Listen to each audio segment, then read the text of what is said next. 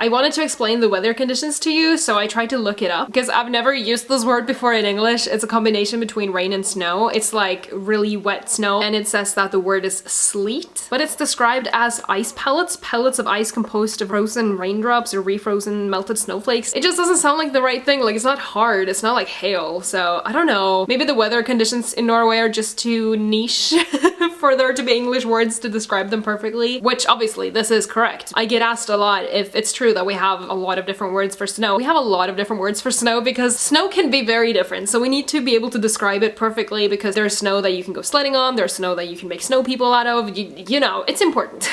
But anyway, let's not talk more about snow. On Wednesday, I watched the premiere of Eternals, Marvel's new superhero movie, and to be honest, this is the kind of superhero movie that isn't really my jam. I like Avengers and stuff like that, but Eternals is a step too far for me. I don't really know how to explain it. It just becomes too celestial for me, I guess you can say. Also, this video is not gonna have spoilers, don't worry. I'm not gonna talk about what actually happens in the movie. I'm gonna talk about two things that made my heart so happy. They had me sobbing in the cinema, and I was there with my goddaughter, and I was trying to not let her say that I was crying because it probably looked very confusing why I was crying at parts that weren't even sad. I especially want to talk about this because a few weeks ago I made a video about Disney's lack of diversity and inclusivity and representation and how representation is used, because I was talking about how in the upcoming movie Encanto, the female protagonist is the first one ever to be wearing glasses, which while it is amazing, it shouldn't be making us that happy in 2021 that we finally see a freaking female protagonist wearing glasses. But I am so like, oh my god, why do I need to build this up so much? In Eternals, there is a character who is deaf and using sign language, and I am so happy. When I came home from the cinema,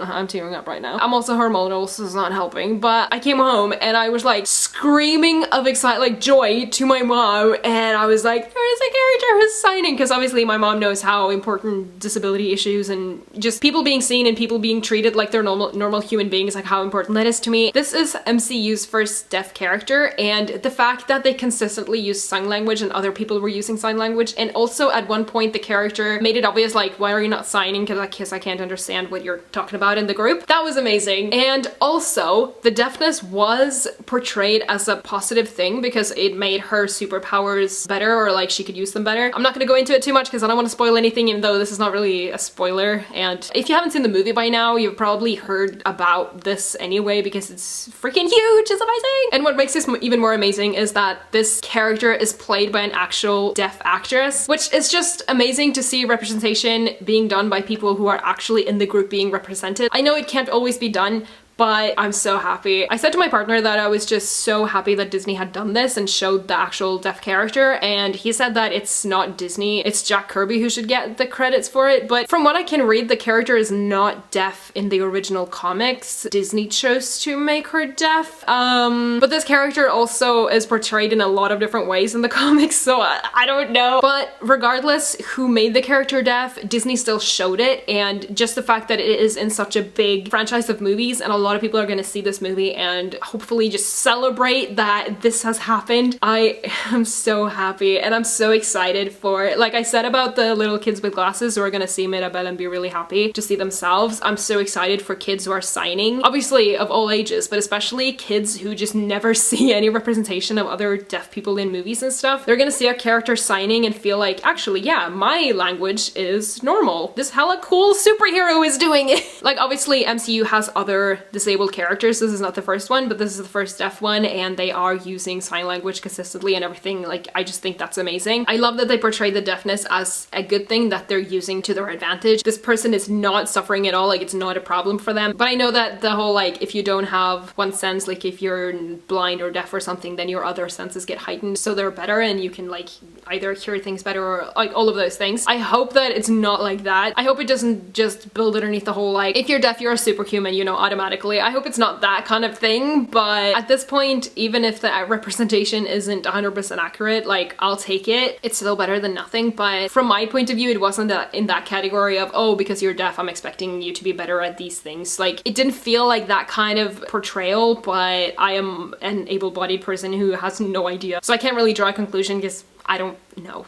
And over to the second thing, which was even more groundbreaking for me and just revolutionizing, and I'm just like, oh my god, I'm not gonna get through this without crying. Because as if the deaf superhero wasn't enough, there's a gay kiss. One of the superheroes is gay and has a happy family life, and it's really emphasized through the movie that it's a happy family and like a loving family, like the family's really good. They have a child and they're also interracial and they give each other a loving kiss. Because usually what we see if two men are gonna kiss in a movie or anything, it's either a peck that's not romantic at all, there's no love there, like it just doesn't look like a good kiss, or it's some kind of sad story, like a Brokeback Mountain kind of scenario where they're either not allowed to kiss or be themselves or love each other or anything, or it's some kind of like devastating sad story. And this is just the opposite of that. This is a super happy family, they love each other and they have a child and they're allowed to be how they want to be, and best of all, it's not brought up. It's normal.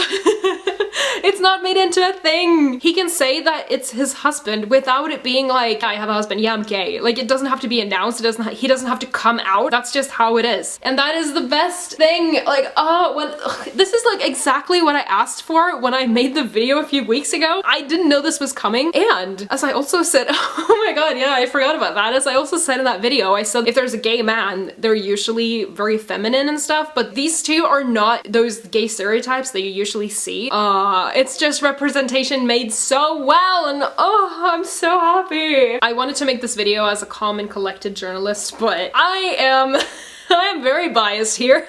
This is not an objective take on it. This is just I am so happy and I want to express it. I'm sorry if I'm just really loud in this whole video, but I can't stop. These are the two areas where I feel like Disney has just really been lacking in representation and just been really slow. Because I understand that like when I was born there wasn't a lot of representation because this takes time and it takes time to be normalized in society. And I'm talking about both disabilities and gay couples. Like both of these have been neglected and it took a long time for both of them to be normalized. But obviously we've seen like the majority of absolutely all of the movies that we've seen, and especially Disney, have been very heteronormative, and if anything has been gay, it's been a joke or it's been, you know, not something to take seriously, and at the very least something to point out because this differs from the standard. Heterosexuality is definitely the default, and it's just so refreshing to see that this was done and it was done so well. It's made me incredibly happy. I am still on a cloud about this whole thing, and it must have been such an amazing experience for all the people working on that movie to just be part of something like that, because I don't know about the world, but like this will go down in the history of my life as something that I will tell my kids about. I am not joking. But even though it's a huge step and I think that Disney has been really slow and all of that, it is still scary, and of course they know that they will lose viewers and they will lose money from doing this. So from a business perspective, I understand that it has taken them time because they know they're gonna lose money, but also they're gonna make so many other people extremely happy. So it's very much of a like pros and cons, I guess. Some countries have banned the movie or they have banned the kissing scene. I know that in Singapore the kiss has an 18 years like age restriction because apparently kids can't see that.